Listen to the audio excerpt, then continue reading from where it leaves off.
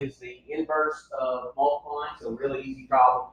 And 2 times 9 is 18, so we know that checks in the original problem. Let's go to a little bit more difficult one. Let's put something in front of x and then add 7, and that's equal to -5. Okay. So here, this one has got a little bit more going on to it. You got the 2 times x, and then you got a plus 7, and it's equal to a -5. So which one of those do you do the inverse of first? Why the 7? Because it's a like term to the -5, right? So you're trying to get all the things that are alike together. So 7 and -5 are both just numbers.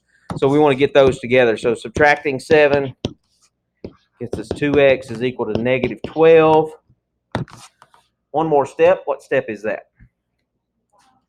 Divide by 2, and x is -6. Real simple and straightforward. Real easy there. Okay. Let's do a little bit more difficult one. Let's add a little bit to this. Let's say 3x minus 7 is equal to 10x plus 14. Okay. This one's a little bit more involved. It's got x's in multiple places and regular numbers in multiple places. This is where some of us kind of diverge on how we solve them.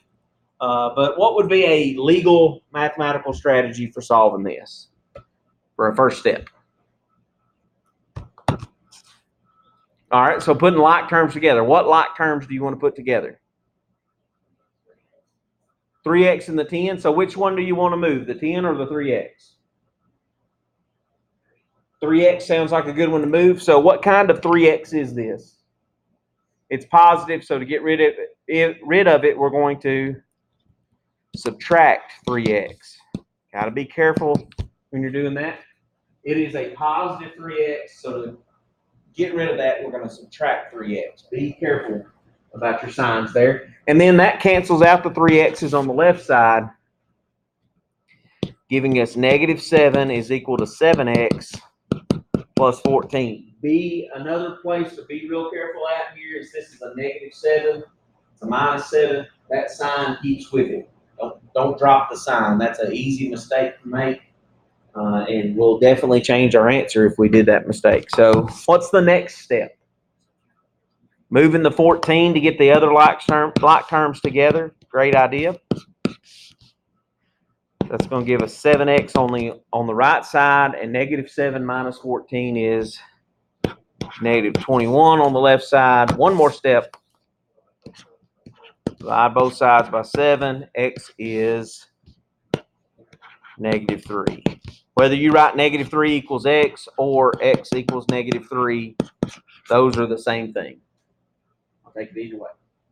This is the way you're probably going to see it most on the Canvas quizzes and stuff, is the x on the left, but it doesn't matter. Okay. So not hard, real easy.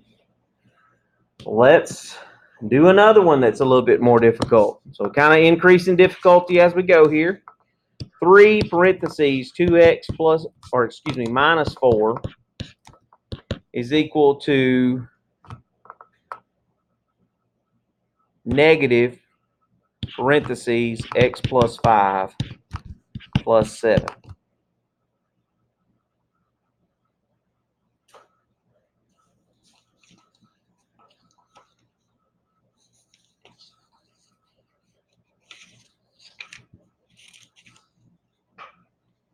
Okay, so parentheses, think order of operations, parentheses, exponents, multiplication, division. So there's parentheses there, so I think, well, can I do anything on the inside of the parentheses? 2x and -4, are they like terms? No, this has got an x and that doesn't. Same thing over here, x and that one doesn't, so they're not like terms. I can't do anything on the inside of the parentheses. There aren't any exponents in the problem, so the next step is multiplication or division. Where is the multiplication happening in this problem? Distributive property with this 3 to everything there. So that's going to be 6x minus 12. And then on the right-hand side, what are we distributing could be x plus 5. A negative or negative 1, technically. So negative 1 times x is negative 1x. Negative 1 times 5 is a minus 5. Does the 7 get the 1 distributed to it? No, because it's only to the stuff in parentheses. So the plus 7 comes down. What do I do next? Combine like terms. On the right-hand side, I got some stuff that's alike. Negative 5 and positive 7 would be positive 2. So that's one way to get some like terms together. It's not the only way. What did I do next since I did it that way? I can move. How do I move it? That's right. Add. Good. So plus 1x to both sides. So I'm going to add 1x to 6x. Get 7x minus 12 is equal to 2. Next step. All right, which one is it? It's add 12 because they were subtracting already, so the inverse of that is addition. So plus 12. So that'd be 7x is equal to 14. And then x has to be what? Yeah, divide by 7 and x has got to be 2.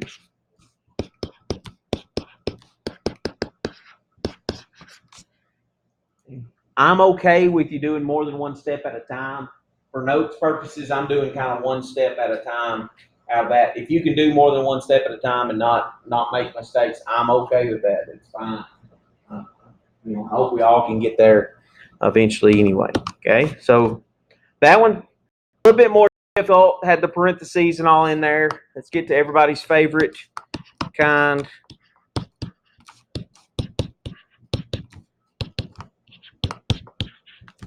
And try to work that. 2/3 minus 1/2 x is equal to 7/3. I want to show you a couple of different ways to work this. One way involves working with fractions. Another way involves getting rid of the fractions. Okay? So I'm going to show you the get rid of the fractions way first, and then we'll work it with fractions in. Okay? So if we wanted to eliminate fractions, so that's what I call this.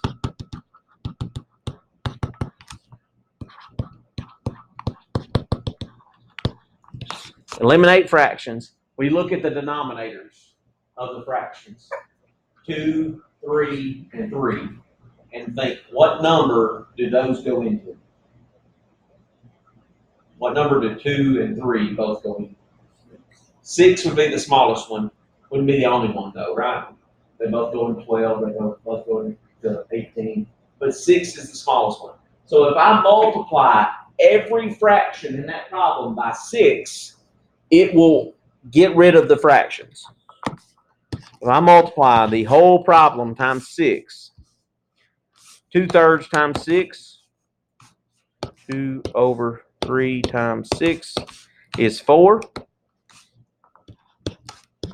Half of 6, I know that without having to do the calculator, that's 3. 7/3 times 6, 7/3 times 6, 14. Now I have a problem that doesn't have any fractions in it. So I've eliminated the fractions from the problem by finding a number that the denominators will all go into. This problem looks a lot easier than that one does, doesn't it? Okay, so eliminating the fractions can make the problem look easier. Here's the beautiful thing about it, is that it gets you the same answer once you solve it. Okay, because legally I multiplied both sides by 6, right? And with an equation, technically you can do the wrong thing to both sides and it still works. It just may not get you there any quicker. This one gets rid of the fractions, and I think it's going to help us. So how do we solve this problem now? Subtracting 4 from both sides. So that's negative 3x is equal to 10. And then we divide by negative 3. And that's going to give us x. And it happens to be a fraction. I'm going to leave it as a fraction. Don't change it to a decimal.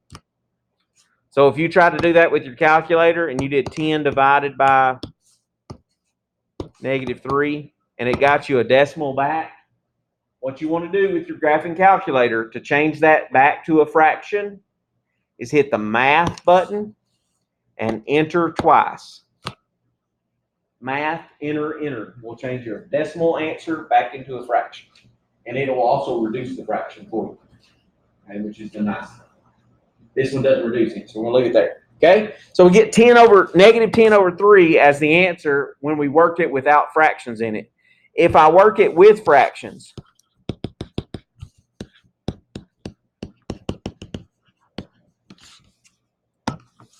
(2/3 minus 1/2 x equals 7/3. This one's not too bad to work with fractions because you got two of the fractions that already have the same denominator.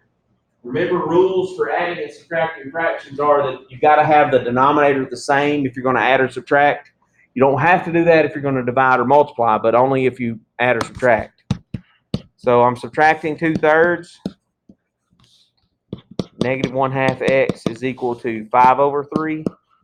So if I don't know how to do that, I just type in 7/3 minus 2/3. And my calculator gives me a decimal back. I want it as a fraction, so I'm going to hit math, enter, enter, and get 5/3. And then how do I get rid of this 1/2 right here? Divide by it, right? So I'm dividing by (1/2). Dividing by a fraction is the same thing as multiplying by its what? What's it called when you flip it over? Starts with an R. Reciprocal. So dividing by 1/2 would be the same thing as multiplying by 2, or -2 in this case. Okay? So if I'm going to do that with the calculator, this is where most people make mistakes working with the fractions, and that's why I kind of show you how to get rid of them. If you did the 5/3 divided by 1/2, that's not 10/3, is it? I should get the same answer. That's not the right way. What you've got to do if you're going to divide fractions with the calculator is put them in parentheses. So 5/3, close the parentheses, divided by parentheses (1/2). And then math, enter, enter, that's going to be the (10/3). That's the right thing. So if you're going to divide by fractions, you got to use parentheses with the calculator to get it to do it right. Okay, so x is still equal to (10/3).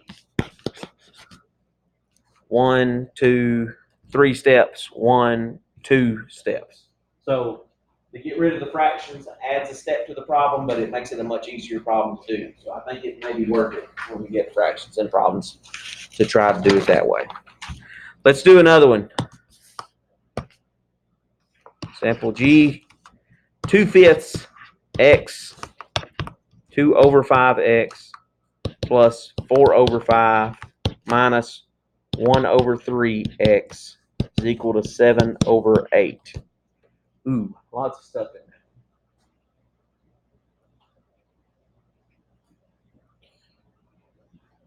there. So if I wanted to clear the fractions or eliminate the fractions, what do I have to look at? The denominator. So we got a 5, a 3, and an 8 as the denominator. So I need a number that all three of those go into.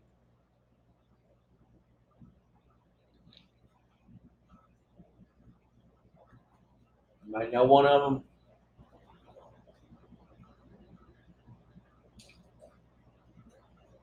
What's 5 times 3 times 8?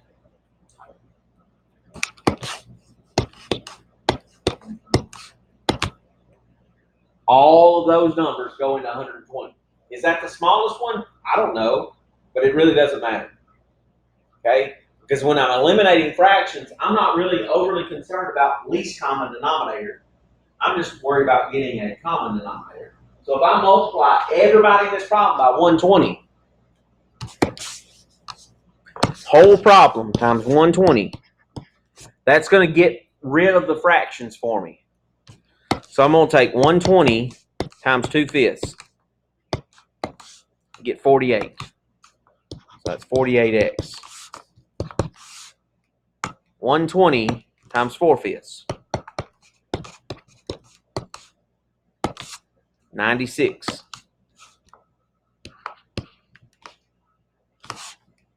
120 times 1/3. Get 40. So that's a minus 40x. And then 120 times 7/8. 105. A little bit more work. It adds an extra step to the problem, but it creates a much easier problem to work out. Because instead of having to subtract 1/3 from 2/5, I've got 48 minus 40. Which I can do without a calculator, right? What's 48 minus 40? 8. X plus 96, 105. Well, next step, subtract 96. 8x over 105 minus 96 is 9. Do my division. 9 over 8. Just leave it as a fraction. Don't change it to decimals. Leave it as a fraction. So there's another example of working it by eliminating the fractions. Just use a common denominator. Doesn't have to be the smallest one. When in doubt, just multiply the denominators together and use that number. It will work. It'll get rid of the fractions for you. It makes problems much easier to do when that happens. Okay? Let's look at this one. Let's do one that doesn't have fractions in it. Do -2 parentheses x plus 4 plus 3x is equal to x minus 8.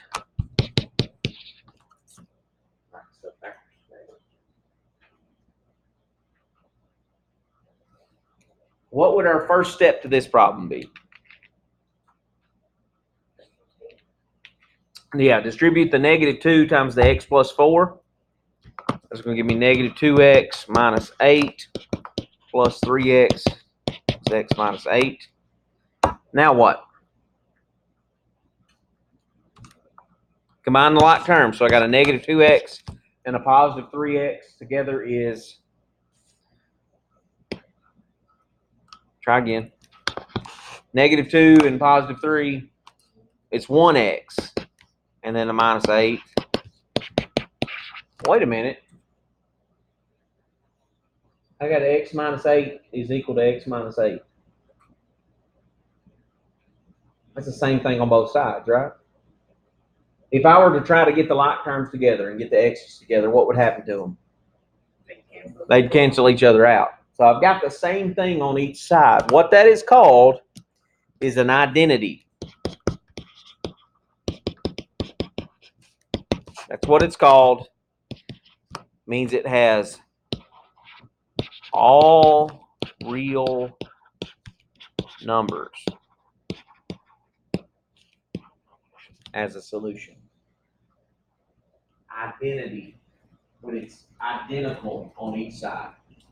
Okay? And that may show up at the first step, third step, fifth step, but you end up with the same thing on each side. Wherever you see the same thing on each side, perfectly the same, and you know it's an identity, and it has all real numbers as a solution. So it doesn't matter what I plug in for x, it's an answer to this problem. And that's what that means. Okay, so all real numbers is an identity. Let's look at this one. 3 parentheses 3x minus 1 is equal to 5x plus 7 plus 4x.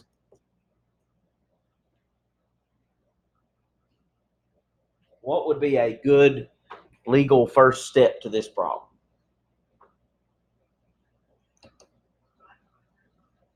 Okay, if we combine the like terms on the right-hand side there, it'd be 9x plus 7, which is good.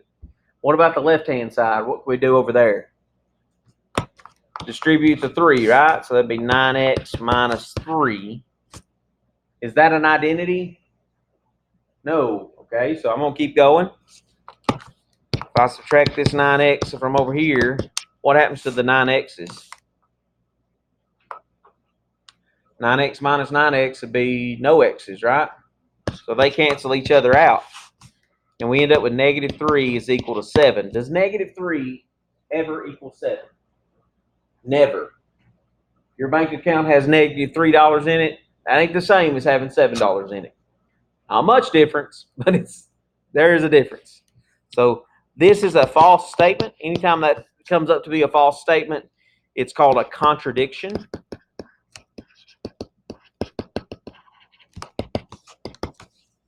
And it means that there's no solution. No matter what I pick, it ain't going to work.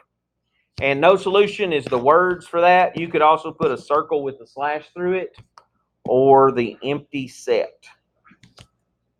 Those are all mean the same thing. No solution, circle with a slash through it, or the curly braces that have nothing inside of it. All of those mean the same thing. Contradiction, no solution, and those are the abbreviations for that. Okay, so we can get one answer, we can get no answers like this one, or we could get one that's all real numbers when we're dealing with solving equations. So all of those things can happen when we're solving equations. Any questions about just solving regular old equations? Been doing that for a while, so nothing just crazy hard about that. All right, let's get to the next thing. Same section. Let's talk about what's called literal equations. Literal equations, you solve for a given variable, just like we did with the problems we just got through with. The only difference is your answer is going to have variables in it. It's not going to work out to be y equals 4. You might have y equals 7x plus 13 or something like that. So they're going to tell you what to solve for, and we're going to get that variable by itself using the same skills that we used before. All right, so let's look at what letter I'm on here. I-J, that's right. Let's take 3x plus y is equal to 7. We want to solve for y. So we want to get y by itself for this equation. So 3x plus y is equal to 7. We want to get y by itself. So we need to move things that are not y's. So how do I get rid of this 3x that's here? Subtract it. It cancels it out on the left-hand side. There's y. And then on the right-hand side, you could either write 7 minus 3x or negative 3x plus 7. I'm going to write negative 3x plus 7 just because I know where we're headed. That's slope-intercept form, if you remember those words. I would accept this, though. I would accept 7 minus 3x. But that's the way, this is the way that you're going to have to do it later on. Is put the x stuff, put the variable part. So nothing just crazy hard about that. Okay, really easy one there. Let's do one that's a little bit more difficult. 5x plus 4y is equal to negative 16. We want to solve for y. Okay? I want to get y by itself on this problem. So what would be our first step? Subtract the 5x. That's going to be 4y is equal to negative 5x minus 16. Last step. Divide by the 4, because they're saying 4 times y, so I got to get rid of that 4. I'm going to divide that side by 4. What on the right-hand side gets divided by 4? All of them, both of them. I do it individually. That's the way I would prefer you do that, because you want to simplify the ones that can. Because 5 is not divisible by 4, so I'm going to leave that as a fraction. But 16 is divisible by 4, and I can work that part out. So divide them individually by that number instead of just writing it as one big fraction. So that'll give us y is equal to negative 5 over 4x minus 4. And y is by itself, and I'm done. Pretty easy, right? Been doing that for a few years over the course of time. Example L. Let's use this old formula here. V equals L W H. I want to solve for W. What's that the formula for? Does anybody know? Volume. Volume of what? Length times width times height of what?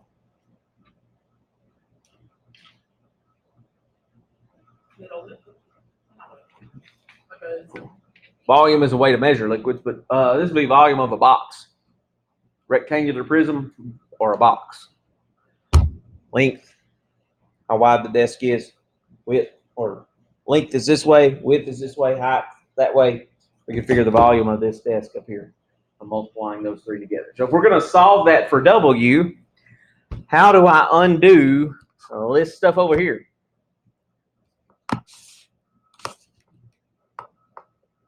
What's going on between the length, the width, and the height? They're all multiplying. So the opposite of multiplication is division. So I want to leave W there. So what all do I need to divide by? L and H, both of them. And I can divide by them at the same time.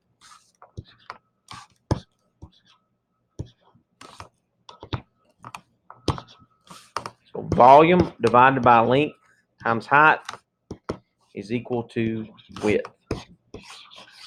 We have solved that thing for width.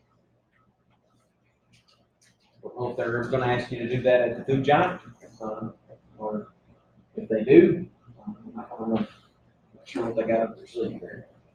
Or maybe it's a trivia question on the radio or something. Does anybody listen to radio anymore? I don't. Let's do this one. Perimeter.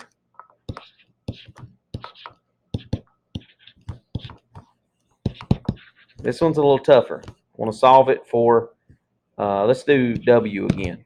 Give W by itself. So here's a kind of a manipulation of the perimeter formula. Find the perimeter of a rectangle. So they kind of done a little bit of trickery here, but not too bad. What can we do to get W by itself? Several different ways to get there, but let's find us a way for us all to go. Can't do that yet. It's stuck inside the parentheses, so I can't get rid of it yet. If I distribute the 2, that would help. Is there another way that I could get rid of the 2? I could divide by 2. So at some point, we know we're going to have to divide by 2, whether we do it at the beginning or at the end. I think at the beginning makes it a little bit shorter for the problem, because if I divide by 2 here, that gets me perimeter divided by 2 is equal to L plus W. And I don't need the parentheses anymore since there's nothing on the outside. And now I can do what with the L? Subtract it. P over 2 minus L is equal to W. If you had distributed the 2 and got 2L plus 2W, what would the next step have been? Not wrong to have distributed 2. Well, I could subtract the 2L, right? That would be the next logical step. If you did it this way, that would be P minus 2L is equal to 2W. And then I would have to do what to get W by itself? Here's where I've got to divide by that 2. And I'm dividing everybody by 2. And then what happens to these 2's on the L there? They cancel each other out. And there I've got my P divided by 2 minus L is equal to W. The same answer no matter which direction I went there. So different roads all go, but we can get to Jackson in several different ways, right? I could go up here to hit 40 and go across. I could go across to Lexington and then go to Jackson. I could go all the way back down to McHenry County and then go 40 and go to 64, go to 45 and go up north. There's a lot of different ways to get there. Some ways are much shorter than others. So, but none of them are wrong. They get us to the right place. It just, we want to think about what's the best way to get there. Okay. So section 1, finished. Let's do a couple of word problems for section 2. That's what section 2 is about. Applications of linear equations. So 1.2 is applications.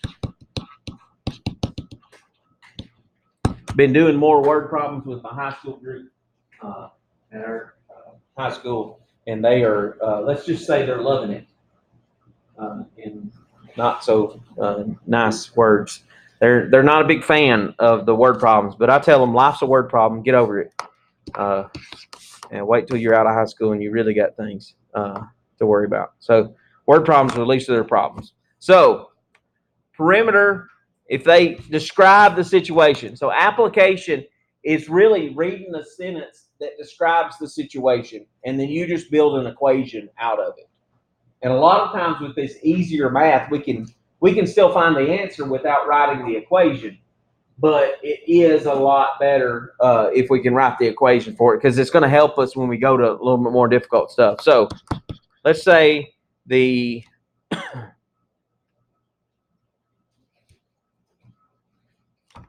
perimeter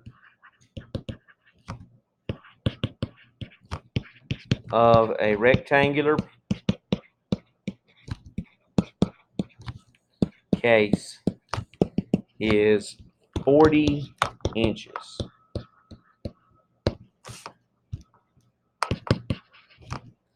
The length of the case is 5 more than the width. Find the dimensions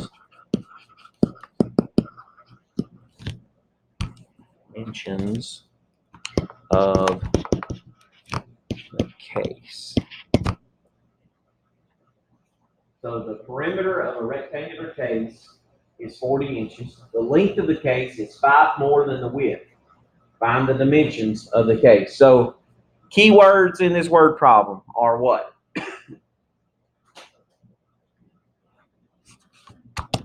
Perimeter, that tells us where we're starting at. We know the formula for perimeter is 2L plus 2W for a rectangle. And they told us that perimeter was 40 inches. So what part of that equation gets replaced with the 40? P. Okay? So that first sentence tells us this. And then the second sentence says the length of the case is 5 more than the width. So the length of the case is 5 more than the width. What's 5 more than the width? 5 plus W or W plus 5. Either way, it's the same thing. Now, what can I do with that and my original problem? Yeah, I could replace that 5 plus W. I can take that, and I know that that's the length. If I put that in there, I can set up a problem that only has W's in it.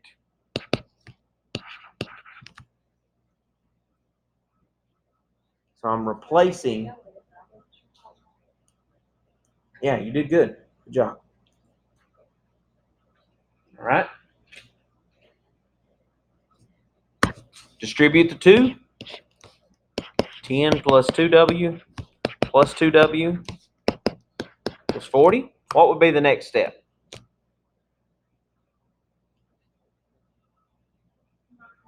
Combine like terms, very good. So that'd be 10 plus 4W.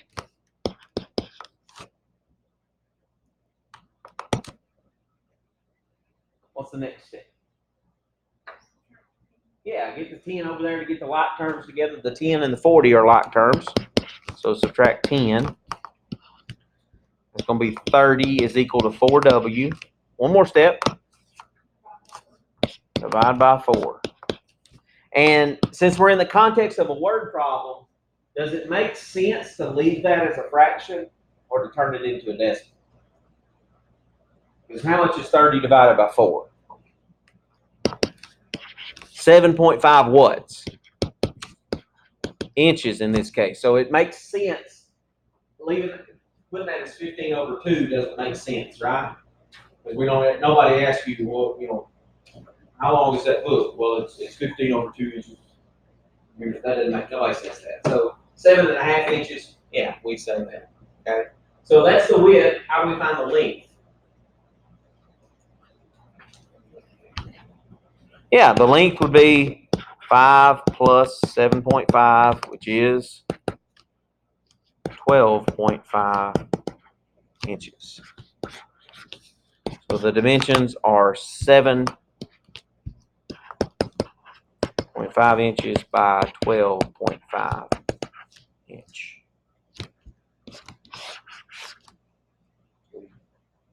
Taking a word problem, creating an equation, and got a solution there. Could we have found that solution without the equation? Yeah, probably we could have stumbled into it some way or logically brought our way through that. So on the word problems, don't give up on them just because you got the equation. You might be able to still solve it without that and kind of work backwards or some other strategy of doing that. But writing the equation is really what we're after in that.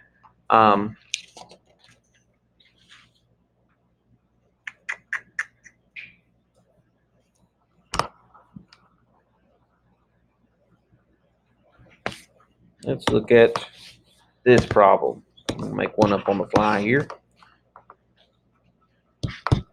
Tim lives 42 miles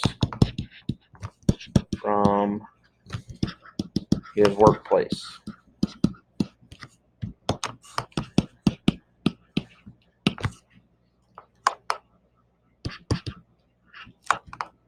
He walked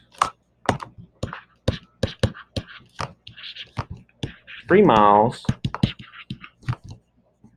from home to pick up his car.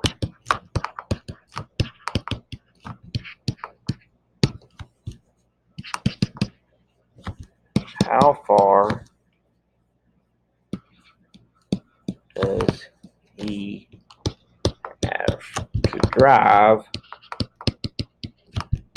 to get to work?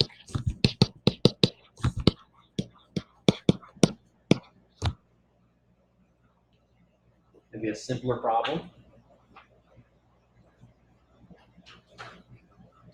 Can we set up an equation for that?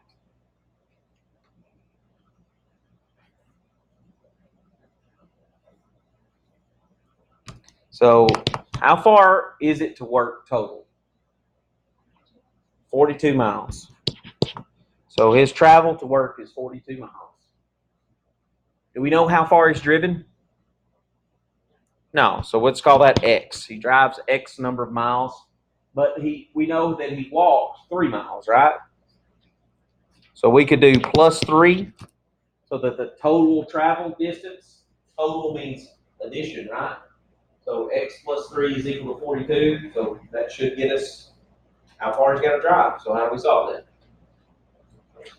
Yeah, real basic equation there. But the idea here is that I'm getting you maybe a little bit better about solving or setting up equations. That's the key to this stuff. It's not necessarily, I think we could all look at that and say, oh, well, he's got 39 miles to drive. We can do that math without setting up the equation.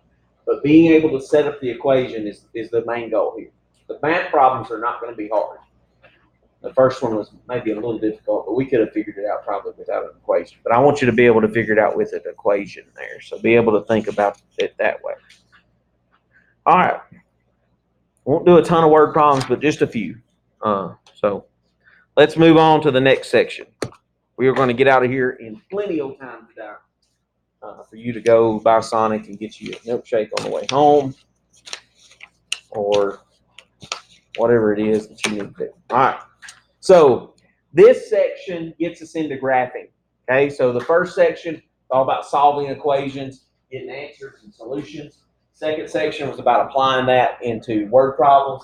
This section is all about graphing lines and linear functions. So I'm going to swap to some graph paper here. If you've got graph paper, that might be handy. It's not a requirement to take notes, but it might help you be able to draw your stuff a little bit more precisely as we go through the ruler out.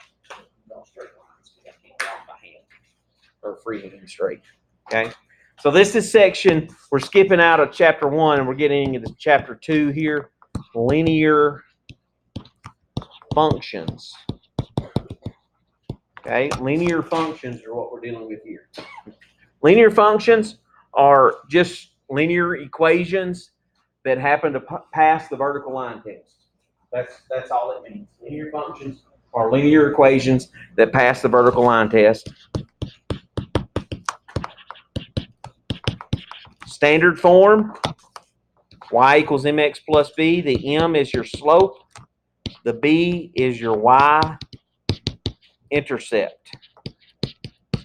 Okay, slope is in front of x. The number hanging out on the end, that's where it crosses the y-axis. Okay. With linear functions, the domain is from negative infinity to positive infinity. The range, same. Negative infinity to positive infinity. Doesn't change. Stays the same all the time if it's a normal linear function. We will look at some that are a little bit special as we go along there. But if it's in this form, then that's the domain and the range. If it can be written in this form, that's what it does. Okay? So what we're going to work on is graphing these, and we're going to graph. I'm going to show you graphing it by hand, and then I'll show you graphing it with the graphic calculator so we can see both ways there. So we're going to graph, identify the slope and the y-intercept, and the domain and range. So graph, identify the slope, y-intercept, domain, and range.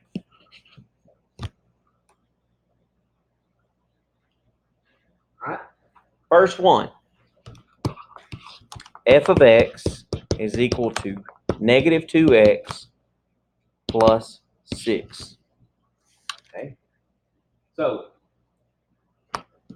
I'm going to draw a coordinate plane over here on the side. Doesn't have to be huge. Just needs to be big enough that you can get to that y-intercept and then count a few points out there. So I'm just going to draw myself one that I know everything will fit on.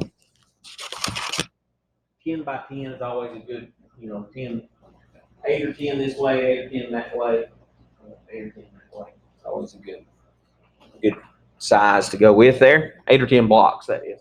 All right, now, it said graph that and then identify the slope, y-intercept, and all that stuff. Well, to graph it, you got to identify those things anyway, okay?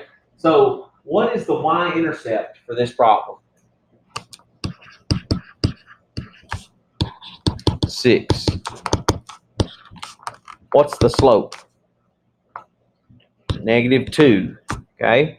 When we think about slope, we also want to think about it as rise over run. So we want to think about it as a fraction. So anytime you see slope, you want to automatically think about that as a fraction. How do I write negative 2 as a fraction? Yeah, negative 2 over 1. Perfectly great way to write that as a fraction. So when I go to graph that, the first dot that I make is where? I want to go to the y-intercept. Before I do my slope, I want the y-intercept plotted first. So I have a point to start on. So you're always going to start on the y-intercept. Where's 6 on the y-axis? 1, 2, 3, 4, 5, 6. We need to put a dot right up there. That's 6 on the y-axis. 1, 2, 3, 4, 5, 6. I'm put a nice dot there. And now from that point, that's where I'm going to count my slope. It's a -2, so I'm going to go down 2 and then right 1. Negative is the down direction, and we're going to go to the right for the 1. So down 2, right 1. I put a dot. I could do that again 2 or 3 times is fine. And then I could connect those with a line. On that line, there need to be arrows indicating that that line continues forever in both directions. So y-intercept happens first, then we count our slope, rise over run. Negative slopes, you're going to go down and then to the right. Positive slopes, you'll go up and then to the right. Okay. Now, let's look at the graph of that on our calculator. Y equals, and then I'm going to type in that equation. F of x is the same thing as y, so I'm just going to type -2 x. So negative, make sure when you're doing the -2, use the negative button that's down here by the decimal. If you use the minus sign, it's going to give you an error. Okay, so -2, x is right beside alpha, and then it was +6, so I'll put +6, and then I'm going to hit graph. All right, looks just like what I drew. All right. If yours doesn't, hit zoom 6. If your window isn't the same size as mine, zoom 6 will always set it to the 10 by 10 window. Okay. So nice, pretty line. That's nice. Domain and range of that thing. Since it's written in slope-intercept form, I know that the domain is going to be from -infinity to +infinity, and the range is going to be the same from -infinity to +infinity. Because this line continues forever to the right and forever to the left. That's why the domain goes from -infinity to +infinity. And also the range goes from -infinity to +infinity because it's forever going down, forever going up. Okay, so domain and range. If it's in slope-intercept form, it's always going to be those two. Okay? If it's not in slope-intercept form, maybe something changes.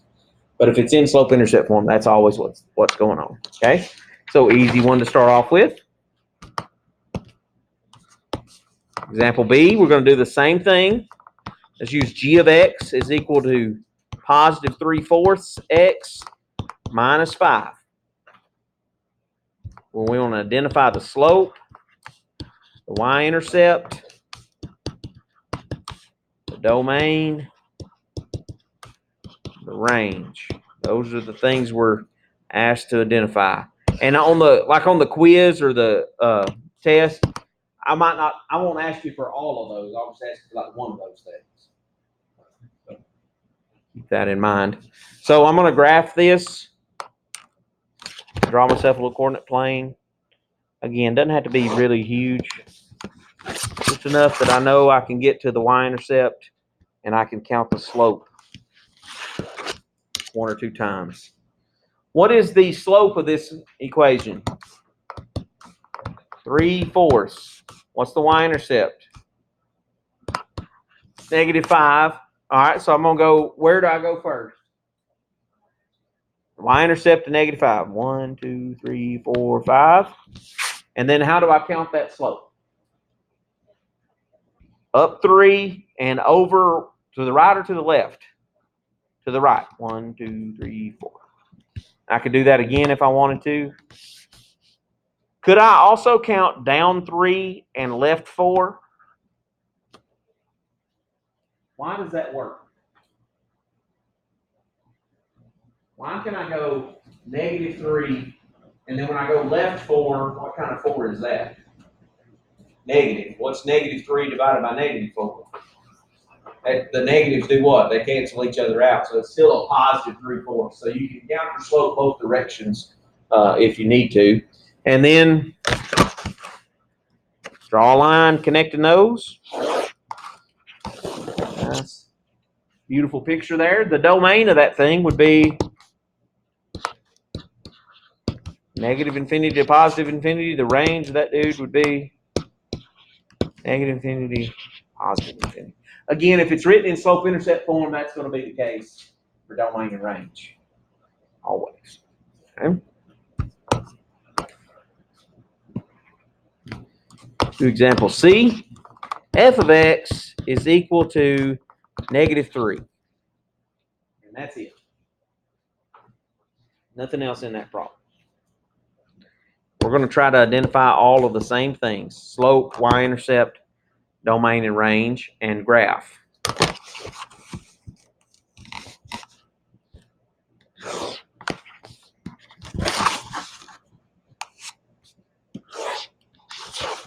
All right, so this one looks a little different.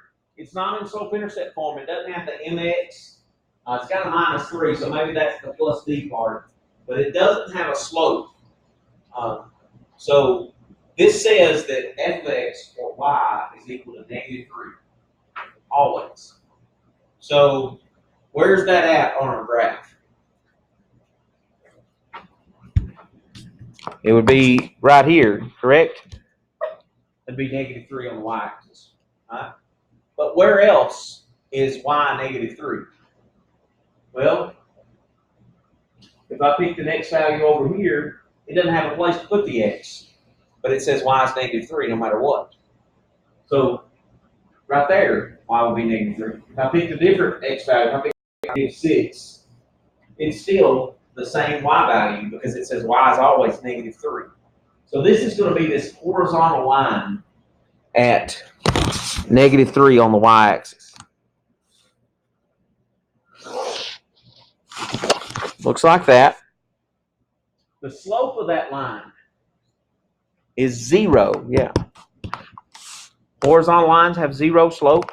The y-intercept is -3. Now this one's a little special. It's not in the slope-intercept form, so our domain and range should be different on this one. What's the domain of that problem?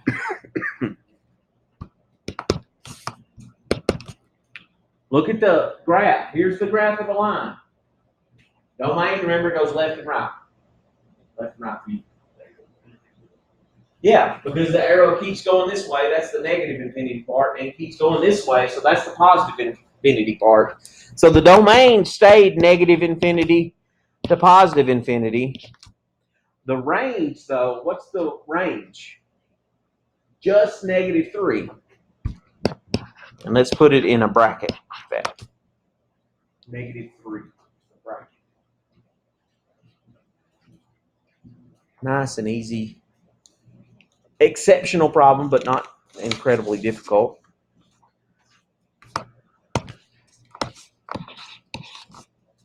Example D. Let's say we had x is equal to 4. Notice I didn't put it in function notation, mainly because this is not a function, but it is a linear equation. So I want to talk about it a little bit in this section. I want to draw myself a coordinate plane.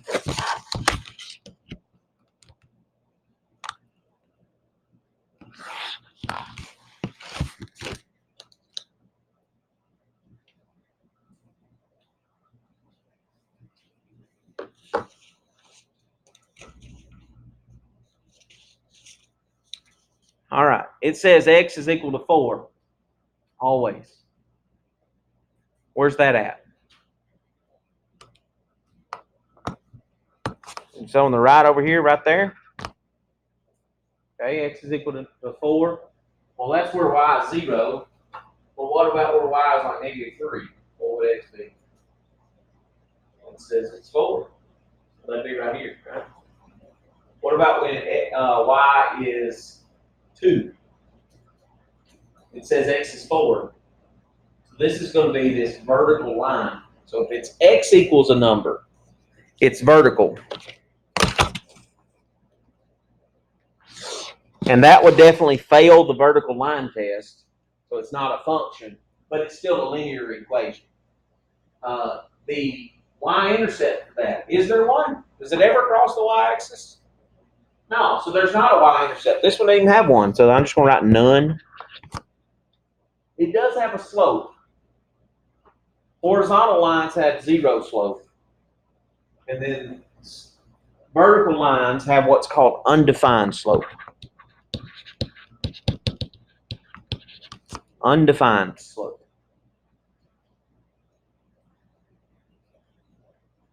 So let's identify the domain and range of this problem.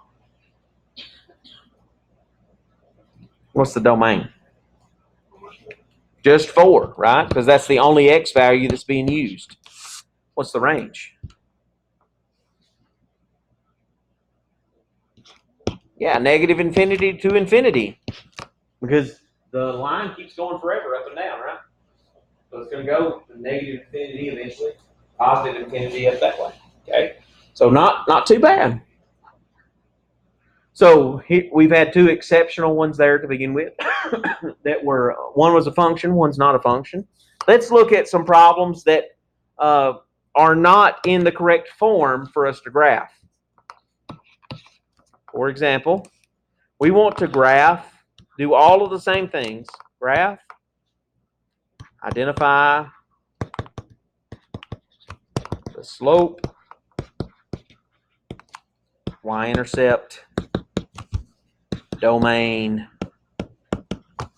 and range for 3x minus 7y is equal to 14.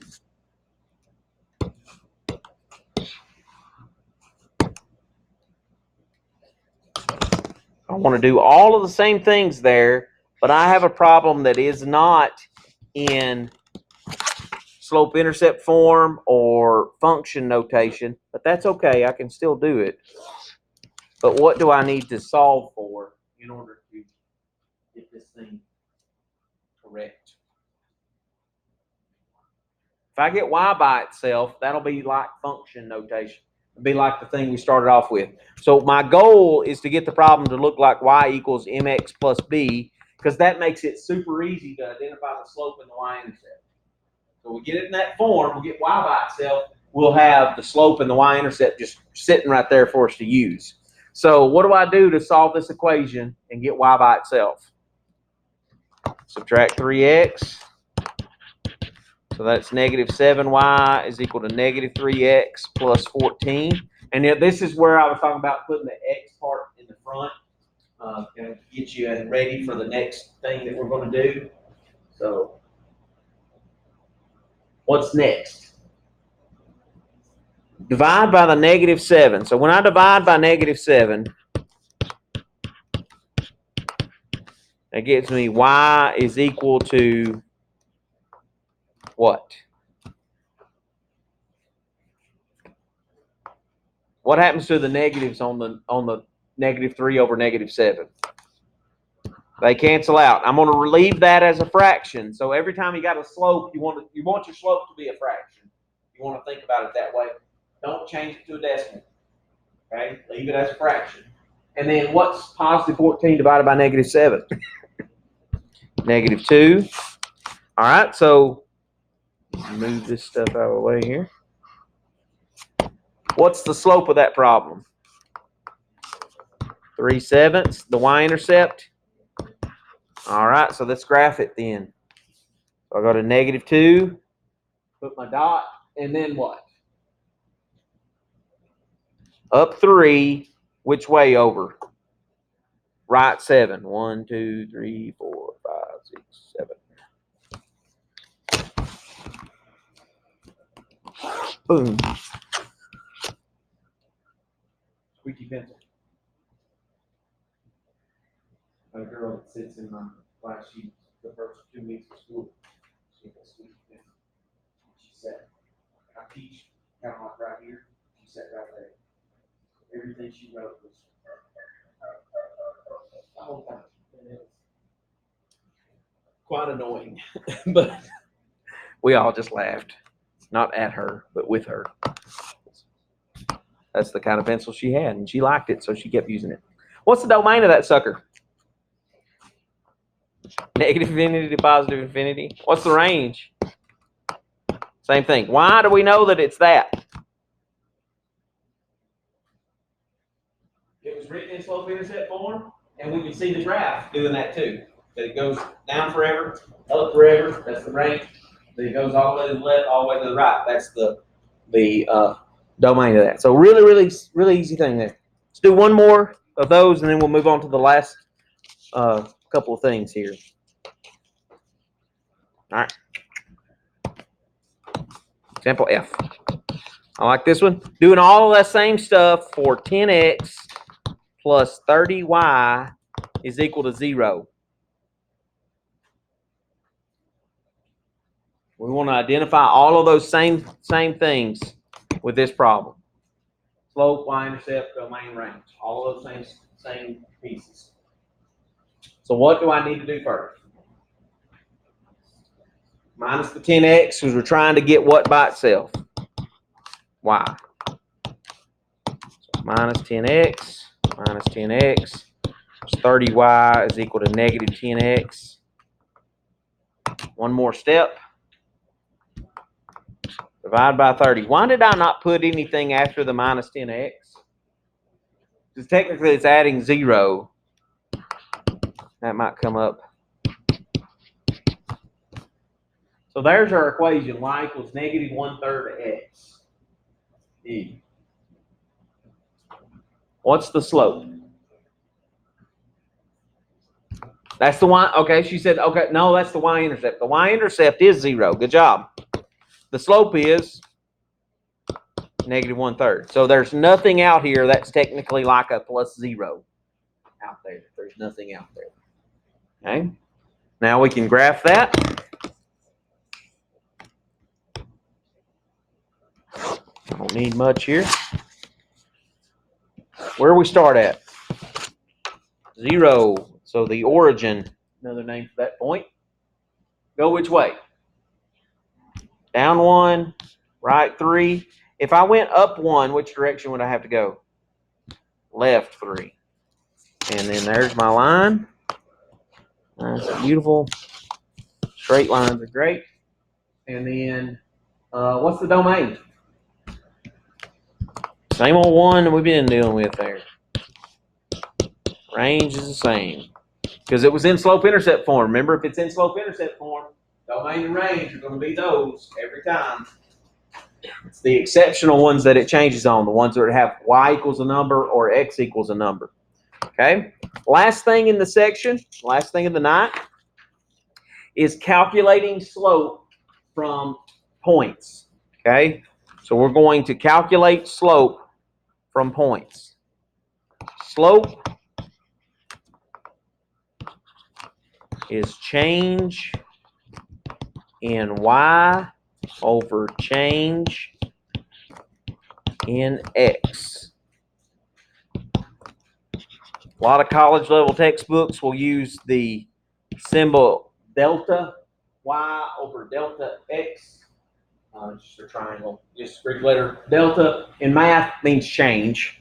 So change in y over change in x. We thought about it when we were graphing as rise over run, and it had the abbreviation M. The slope formula, given two ordered pairs, x1, comma y1, x2, comma y2. Given two ordered pairs, to find the slope, subtract the y's on the top over subtract the x's. This doesn't necessarily mean that you always have to take the second y and start with it. But whatever y value you start with, you got to start with the same x, the x value that goes with it. So if you got negatives and stuff in there, it might make more sense for you to start with the positive 12 instead of starting with the negative 2 as the y values. As long as your ordered pairs line up vertically, you're going to be okay. We'll get the same answers. Okay. So let's look at some examples of finding the slope using this formula, the slope formula there. Okay, you need to know that formula. Know this. You don't know that, struggle. Okay, so I have to look it up a few times, but you'll get there. If you write it as many times as I'm going to write it in the next 10 minutes, then you'll know it before you leave here. You won't have to worry about studying it. So, all right. So let's find the slope between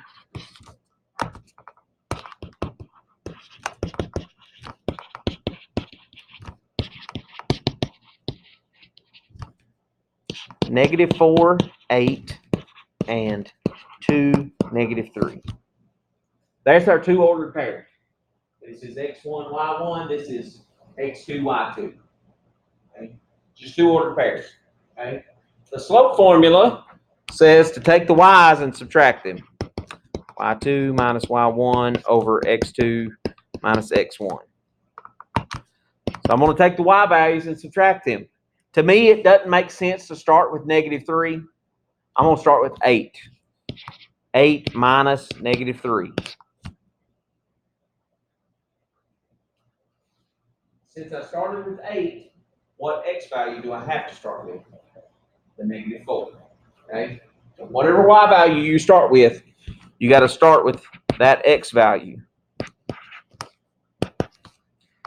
What is 8 minus -3? Double negative becomes positive, so that's 11. And then what is -4 minus 2? -6. So our slope is -11 over 6. The negative sign can either be on the bottom, on the top, or out to the side. Never more than one place if it's a negative slope. It's either going to be on the bottom, on the top, or out to the side. I'm an out to the side person. That's the way I usually write it. I'm not finished. Okay? We always want to reduce our fraction if it will. Okay? Always look to reduce. Let's look at example H. Two ordered pairs, 10, -6, and 5, +5, +2.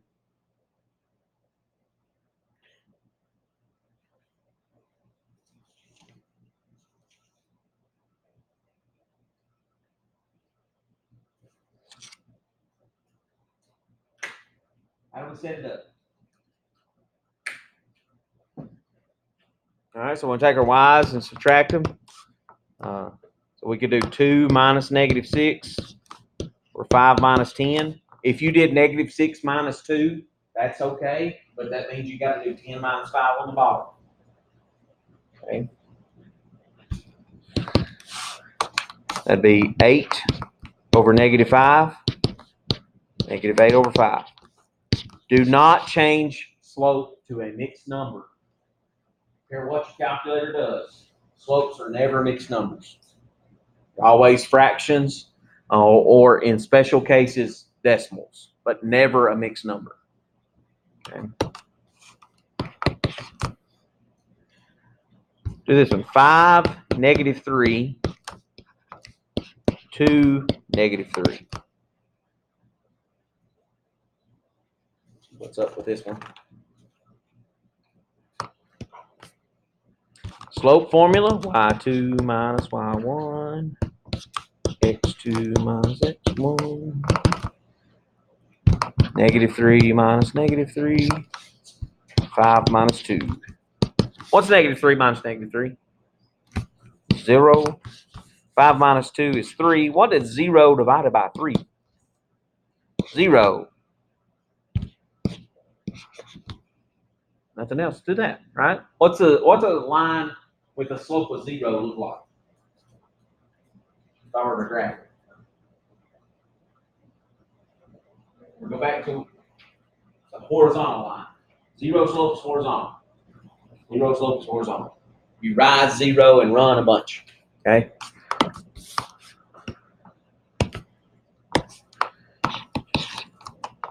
Say we had 2, 7, and 2, -4.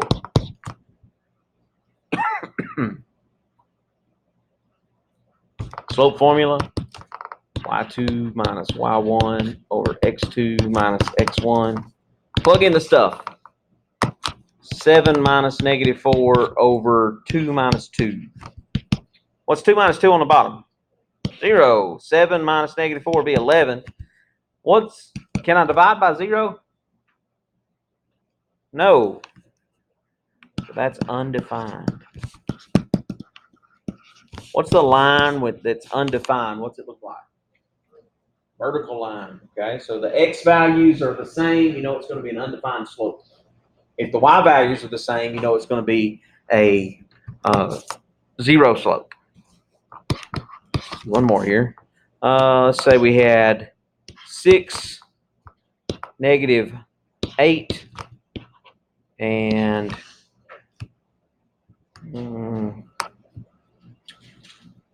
14,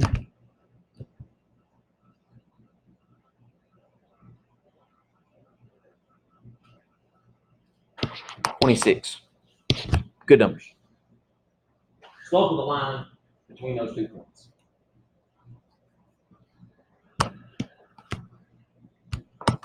Remember the slope formula? y2 minus y1, x2 minus x1.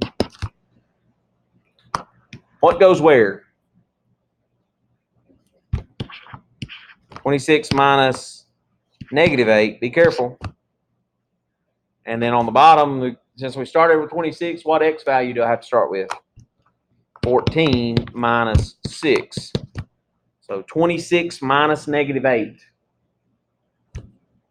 How much? 34. Good. 14 minus 6. 8. Does that reduce any?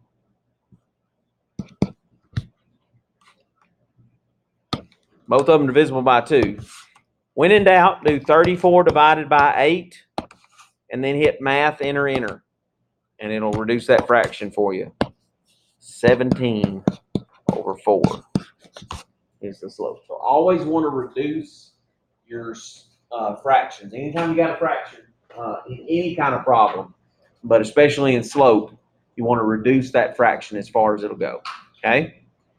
All right, so we'll have Canvas quizzes for these 3 sections. Will be on out there for tonight or for this week.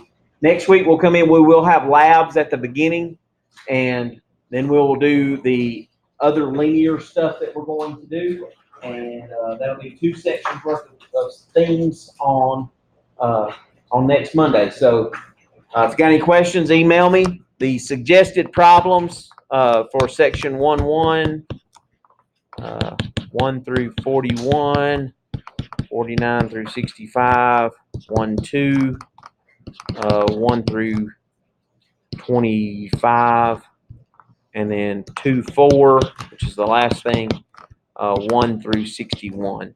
Odds on all of those, obviously, but those will give you a good smattering of all the different stuff, so you can practice that so you get ready for your Canvas quizzes and your labs next week. Okay, guys, have a great week, and I will see you